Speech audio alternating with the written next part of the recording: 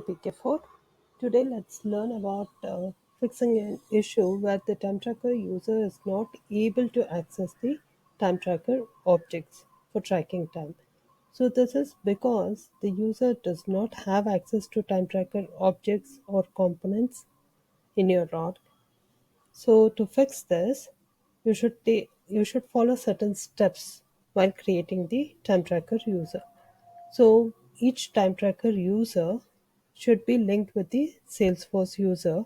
Only then he'll be able to access the objects related to time tracker in Salesforce. As an example, you can see this is the time tracker user and this is the Salesforce user. So this user has access to the time tracker. So along with this step, you should also make sure that the user is added in the Manage Licenses list.